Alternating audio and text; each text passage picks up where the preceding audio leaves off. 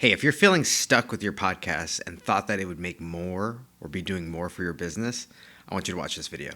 My name is Hector Santiesteban, and for much of the last decade, I've been helping figure out how to create revenue with podcasts. And I've spoken to a lot of hosts, and I find that they are very enthusiastic when they launch the show, but often when they realize what it takes to produce a show week in and week out, a lot of times that luster and that flair runs out.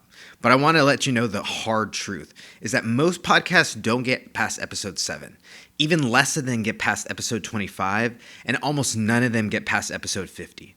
So if you've reached any of those milestones, I want you to take a moment and give yourself a pat on the back and realize that you've made it further than most. But in my experience producing and consulting on podcasts, this is where most people start to get really frustrated with their results. Because here's the thing, you can put out a show, a really good show, week in and week out, and that doesn't necessarily mean it's going to translate into revenue for your business. So if that's you, there's 4 things I want to give you that you can adjust and change to get your podcast unstuck and producing for your business. The first thing that you want to do is you want to get really clear on the premise of your show. And almost in all cases, this means that you're going to really want to niche down. You want to get really clear on who your ideal listener is, and not only the basics like the industries that they're in or the positions that they serve, but you want to get really clear on what are the challenges and frustrations that they're going through on a day-to-day basis. Now, once you've niched down and you know who that ideal listener is, the second thing that you can do is you can start to adjust your episode topics, and you can start to bring on guests that are going to get the attention and recognition from your ideal listener.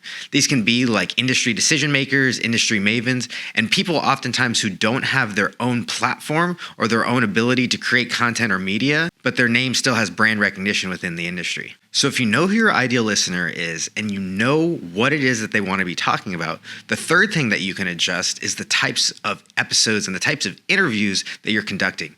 Because a lot of rookie hosts, they conduct only interviews. And what this means is that they're only asking questions, and it ends up positioning their guests as the expert and them as the host as ultimately less than. And so what I encourage people to do is not only have interviews, but also conduct conversations. And this means that you're going to be adding your own insights, your own perspectives into the conversation. And again, treat it not like an interview, but more like a conversation. And if you're doing all 3 of those things and still your podcast is not generating anything for your business, you might be missing the 4th and final thing, which is what I call targeted distribution and marketing. Because again, it's not good enough to just put out a great show on Apple and Spotify and YouTube. There's so much noise out there, and there's so much content for people to have to sort through that if you are not putting it on a platter for people to be able to consume, it's often likely that they're not going to consume it. And so this might include things like an email newsletter, a LinkedIn message, or even an Instagram reel or TikTok